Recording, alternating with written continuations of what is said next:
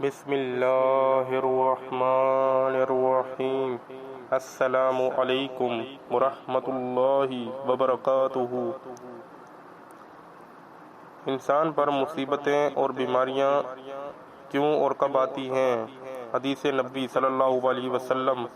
انسان پر مصیبت اور بیماریاں کب آتی ہیں؟ رسول اللہ صلی اللہ علیہ وسلم نے ارشاد فرمایا، جب کسی انسان پر مصیبت اور بیماریاں آتی ہیں تو وہ انسان، حدیث صلی اللہ علیہ وسلم ہے کہ انسان پر مصیبت اور بیماریاں کیوں آتی ہیں۔ حضرت سیدنا ابو سعید خدری رضی اللہ تعالیٰ عنہ بیان کرتے ہیں کہ رسول کریم صلی اللہ علیہ وسلم نے ارشاد فرمایا، حضرت موسیٰ علیہ السلام نے کہا، اے میرے رب، تو اپنے مومن بندے کو دنیا میں غربت زدہ اور تنگ حال بنا دیتا ہے۔ اتنے میں حضرت موسیٰ علیہ السلام کے لیے جنت کا دروازہ کھول دیا گیا اور وہ اس کی طرف دیکھنے لگے۔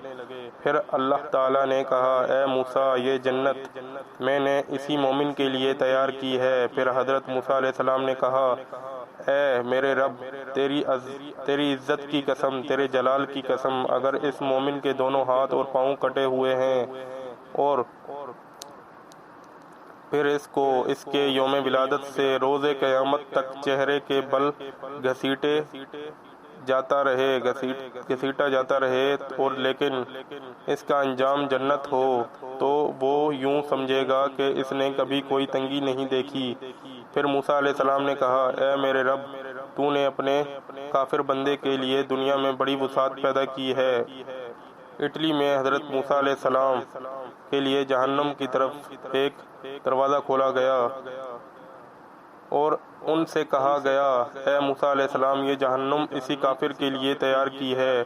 حضرت موسیٰ علیہ السلام نے کہا، اے میرے رب، تیری عزت و جلال کی قسم، اگر اس کو اس کے یوم تخلیق سے روز قیامت تک پوری دنیا دے دی جائے لیکن اس کا انجام یہ ہو، تو وہ یوں سمجھے گا کہ اس نے کبھی کوئی بھلائی نہیں دیکھی۔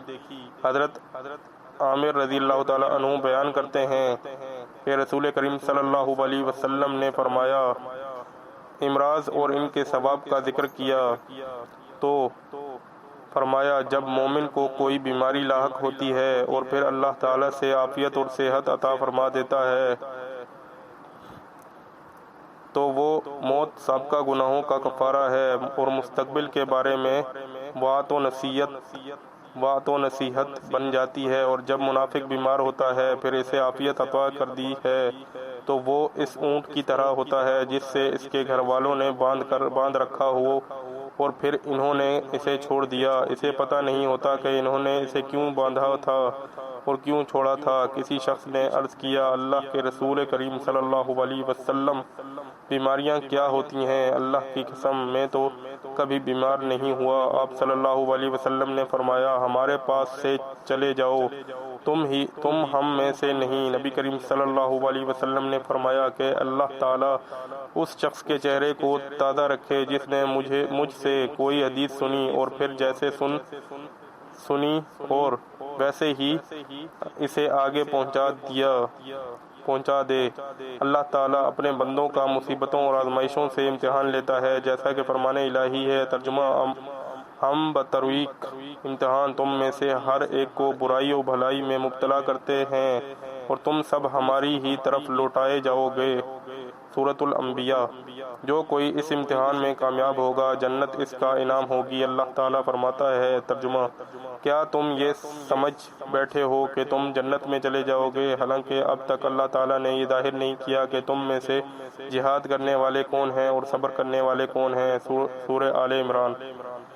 یہ تو مسلمان کے ایمان کا جز اور حصہ ہے کہ وہ یقین رکھے کہ ہر چیز جو اللہ تعالیٰ اپنے بندے کے لیے منتخب کرتا ہے، برائی یا بھلائی، خوشی یا غم، سب بندے کے فائدے کے لیے ہی ہے۔ اللہ کے نبی صلی اللہ علیہ وسلم نے فرمایا ہے، مومن کا معاملہ بھی تعجب انگیز ہے کہ اللہ تعالیٰ مومن کے حق میں کوئی فیصلہ نہیں فرماتا مگر اس کی بھلائی کے لیے۔ یہ اعزاز سوائے مومن کے کسی اور کو حاصل نہیں ہے۔ اس حکمت الہی کو پوری طرح سمجھنا کہ ان ساری مصیبتوں کے پیچھے کیا راز ہے، یہ انسان کی طاقت سے باہر ہے کیونکہ ہمارا علم فقط ظاہری معاملات کی حد تک محدود ہے۔ صرف اللہ ہی کو علم ہے کہ آخر میں حالات کیسے بدلیں گے اور بندے کو اس سے کیسے فائدہ پہنچے گا۔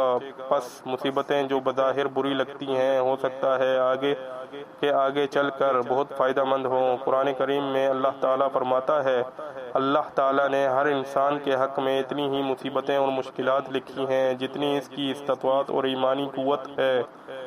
یہ ناانصافی ہوتی ہے اگر ہر کسی کو ایک ہی جیسی مصیبت سے آزمایا جاتا ہے اور ناکامیابی پر اسی طرح سزا دی جاتی، کیونکہ کچھ لوگ دوسروں کی نسبت زیادہ صبر کی استطاعت رکھتے ہیں۔ یہ تو اللہ تعالیٰ کا انصاف اور اپنی مخلوق پر مہربانی ہے، شفقت اور رحم دلی ہے، جس کی بدولت وہ اپنے بندوں کو ان کی استطاعت کے مطابق آزماتا ہے اور اسی کے مطابق ان کی نافرمانی کے بدلے میں انہیں سزا بھی دیتا ہے۔ قرآن کریم میں بار بار اس بات کا تذکرہ کیا گیا ہے، چنانچہ ارشاد الہی ہے۔ ترجمہ: اللہ تعالیٰ کسی جان کو اس کی طاقت سے زیادہ تکلیف نہیں دیتا۔ جو نیکی وہ کرے وہ اس کے لیے اور جو برائی وہ کرے اس کا وبال بھی اس پر ہے۔ سورۃ البقرہ۔ اللہ تعالیٰ کے اس انصاف پسندانہ قانون کے تحت علماء کرام نے صبر کو فرض قرار دیا ہے، اور جب یہ بات طے شدہ ہے کہ حادثات آدمی کو اس کی استطاعت کے مطابق ہی متاثر کرتے ہیں، تب تو اس شخص میں ضروری استطاعت ہوگی جس سے کہ وہ سختیوں کو برداشت کر سکے اور صبر کرنے والا بن جائے۔ اس کے بعد اس پر حرام ہے کہ وہ بے صبری کا مظاہرہ کرے یا انتہائی جوش و غصہ کا مظاہرہ کرے، ایسی کوئی حرکت کرے یا بات کہے جس سے اللہ تعالیٰ کے فیصلے پر ناپسندیدگی ظاہر ہو رہی ہو، جیسا کہ لمبی دردناک چیخ، کپڑوں کا پھاڑنا، گال پیٹنا وغیرہ۔ جزا کے دن بندے سے اس کی ہر اس حرکت پر پوچھ گچھ ہوگی جس سے منع کیا گیا تھا، اور اس سے بچنے کی بندے میں استطاعت تھی۔ اس دنیا کی مصیبتیں یا اذیتیں جھیلنا آخرت کے سخت عذاب کے مقابلے میں بہت ہی کم اور غیر اہم ہے۔ مزید برآں جب انسان مر جاتا ہے تو اس دنیا کی اذیتیں ختم ہو جاتی ہیں، مگر آخرت کی سزا دائمی ہے۔ تاہم اللہ تعالیٰ جو انتہائی مہربان ہے، بہت سارے گناہ معاف کر دیتا ہے، اور وہ قرآن کریم میں فرماتا ہے۔ ترجمہ: تمہیں جو کچھ مصیبتیں پہنچتی ہیں وہ تمہارے اپنے ہاتھوں کے کرتوت کا بدلہ ہے، اور وہ تو بہت سی باتوں سے درگزر فرما لیتا ہے۔ سورۃ الشورى۔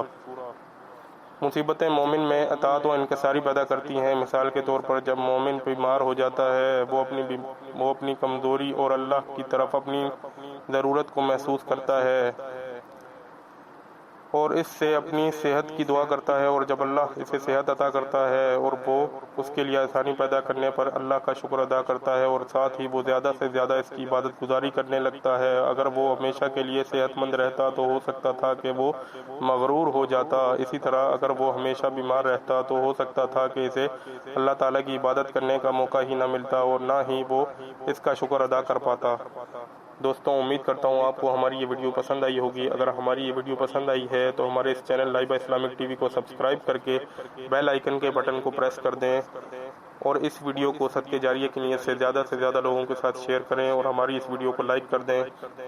اسی کے ساتھ اللہ حافظ۔